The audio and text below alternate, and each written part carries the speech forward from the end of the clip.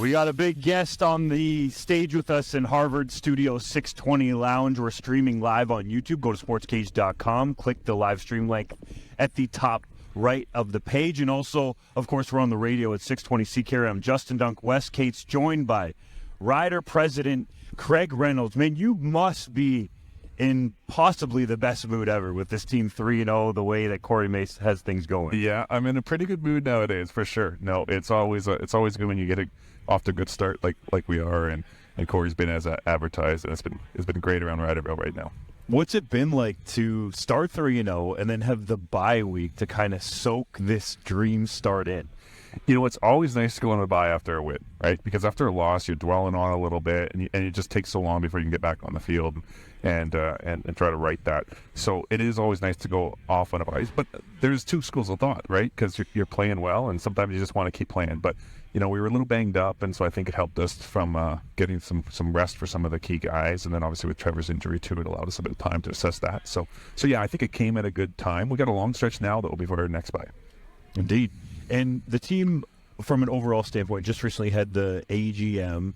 I want to give you the chance to maybe sort of calm some of Rider Nation in terms of the financials. Yeah, I think it was a disappointing year, much like it was on the field, right? And I think our financials are always reflective of what happens on the field generally. And so we had what I would call a disappointing year, and I think everybody appreciates it was a disappointing year last year. So as a result, our financials were impacted on that. You know, having said that, though, you know, we look at certain measures, and certain measures actually were positive despite the on-field. So we look at something, you know, some of our earnings numbers were actually relatively positive, and we look at our stabilization fund, which is really our reserve, and you know, our overall reflects our overall financial health, and we were actually able to grow that last year. So we feel pretty good about that. So yeah, you know, with a bounce back year on the field, we'll have a bounce back year off the field as well. Can you feel the energy around Rider Nation sort of being re-engaged, if I can call it that? 100%. I feel it so much. You know, I'm seeing so many green jerseys and just more Rider gear around town.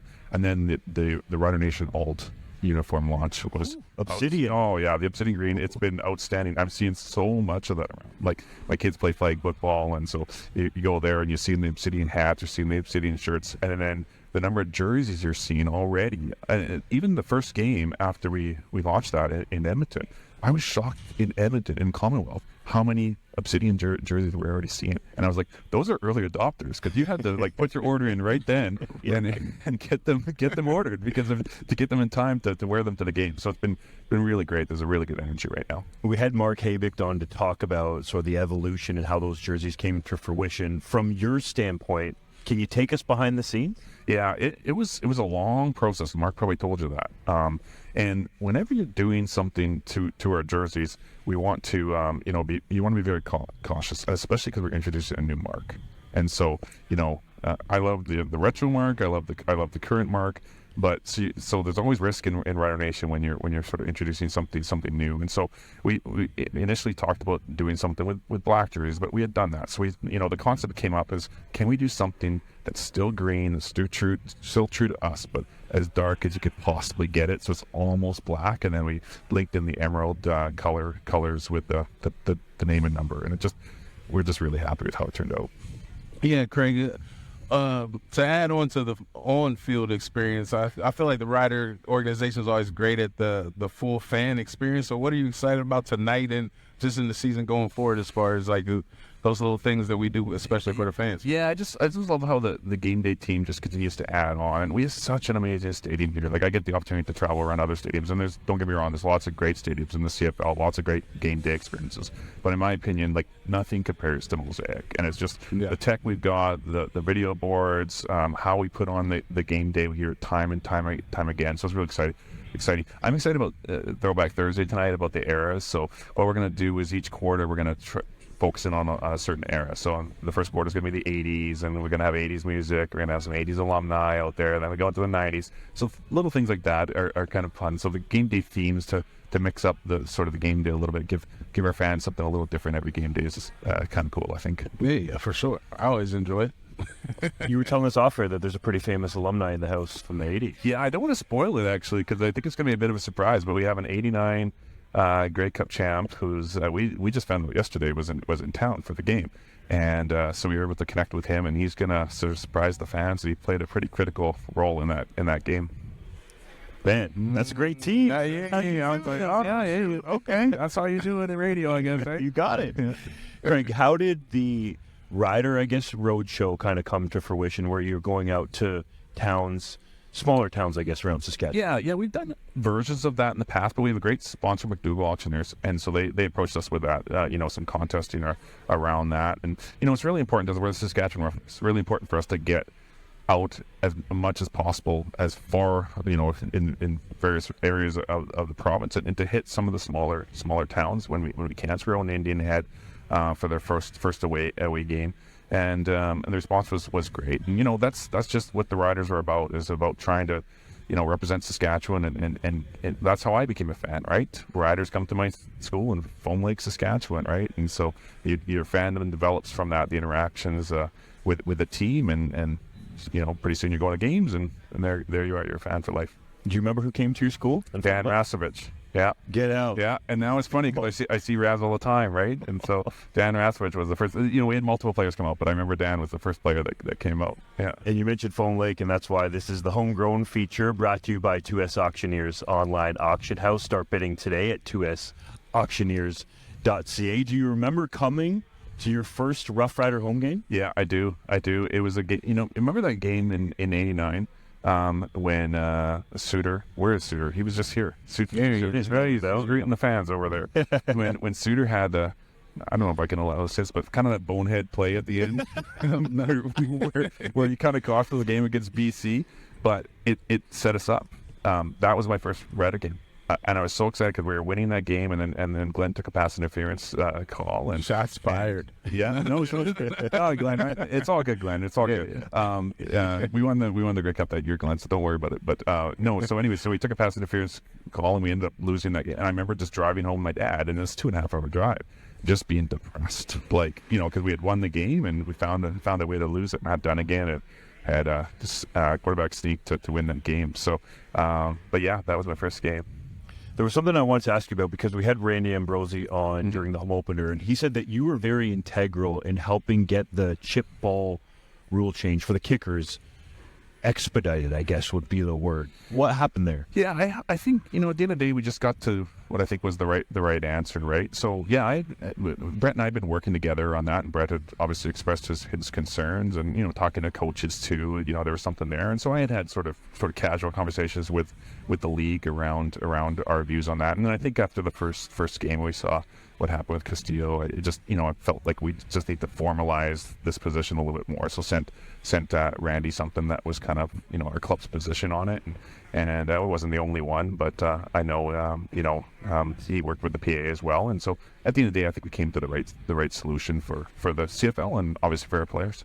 Yeah, you said that I think it was Wade Miller and maybe Greg Dick were integral behind the scenes. Yeah, I've been talking to Greg, and then I know Brian Ramsey was involved too with the CFLPA. So yeah, and Wade had joined in as well, with sort of the correspondence. So.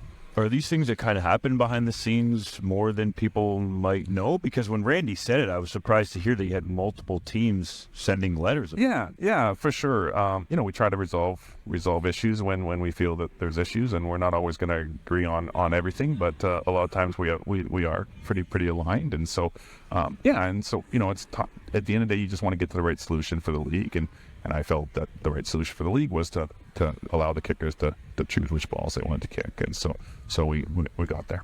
You mentioned the league there, and how do you feel about the health of the league overall right now in 2020? Very good. I think that comes from ownership. When you have strong owners across the league, you tend to have a strong league, and we do right now. And positive things, with the Alps, they're going through a bit of a process there, but I think that'll obviously end up positively for the league. And we have just coast to coast, we just have great owners in this league right now. We're investing in their product and committed to doing things right and investing in the league. And I think you see some of that, even with the CTV announcement where, the games in the fall are going to have CTV and the Grey Cup. Like that's a big deal. And the augmented broadcast, that was launched on TSN. So those are really, really exciting things for the league. Randy mentioned that getting the games on CTV was something CFL wanted for a long time. How does that get started and then finalized? Yeah, I think it just starts from Randy's relationships with Bell, right, and continue to have those conversations, and we talked about that for a long time, and I think that was ultimately where we wanted this to go, and I think obviously the ratings last year helped too, right, especially in that key demo, the 25 to 54-year-old demo, that the growth there was just incredible. We had incredible growth in that demo, and so that really helps and expedite that process a little bit from Bell's perspective, I think. But again, it was just relationship based. From your perspective, what do you think really helped the growth in that key demo? Well, I think a few things. I think obviously the league stepped up their marketing game, I would say, and content game, and I think we all the teams have, and I think we have as well. But I think the league has for sure, but there is some correlation, I believe, to single game betting, the legalization of single game betting, because it's the reality is when you place a wager on a game or a prop bet or whatever it may be, you're more apt to sort of watch that game. That demo tends to be the demo that is a little bit more focused along those lines.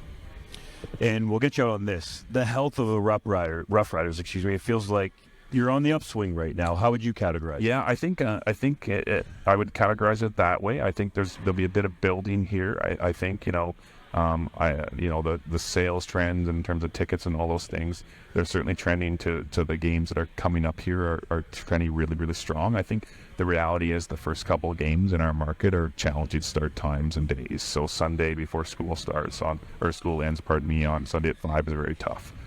Thursday nights in this market's very tough. Well, the reality is we get 50% of our fan base comes from outside of Regina.